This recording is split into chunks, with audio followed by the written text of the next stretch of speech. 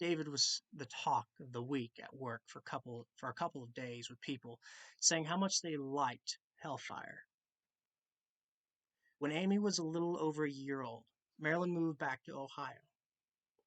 So, from 1976 to 1982, David did not talk to Marilyn, nor did his mom mention anything about Marilyn, because she knew that David was still hurt by all of it.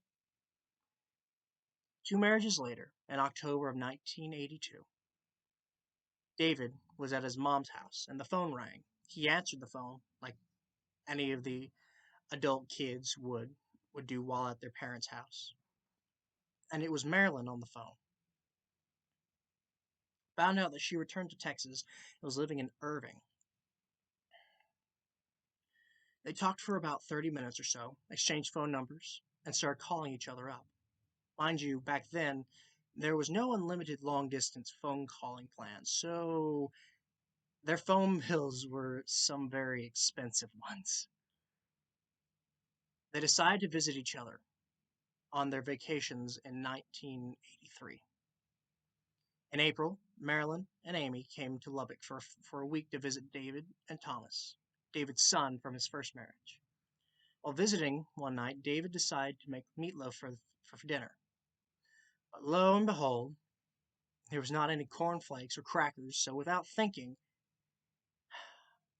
he used Raisin Bran cereal, yes, and even left the raisins in it without thinking.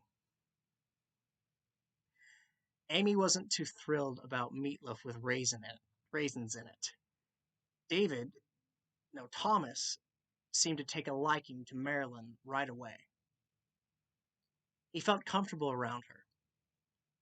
In June, it was David's turn to go to Irving and spend a week with her and Amy. By August, they decided that Irving would be the best place for all of them to live because Marilyn worked as a waitress at the airport and was making at least $50 a night plus wages. So late August, David and Thomas moved to Irving, Texas to live with Marilyn, Amy, and Uncle Joe, her uncle that lived with her.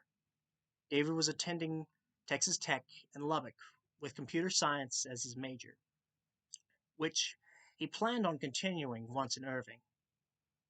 David decided to go to DeVry University, which started their fall semester in October. Meanwhile, David volunteered at his kids' elementary school, helping the fifth grade students work on their spelling using a computer. David talked with some of the teachers about teaching some of the fifth graders on how to actually use a computer, and they thought it would be a great idea. So, Programming with Peanut Butter was formed. It was a simple class that lasted for 8 to 10 lessons. With the end result, the students were able to learn the basics of computers and program their name to appear on the screen and move it across. This program would eventually be taken on a larger scale at DeVry, where David and some other students would teach an expanded version to kids that were from the Boys and Girls Club of Dallas. While in his second semester at DeVry, David became a faculty assistant, which is a student that helped the professors in the computer labs and tutored students needing help.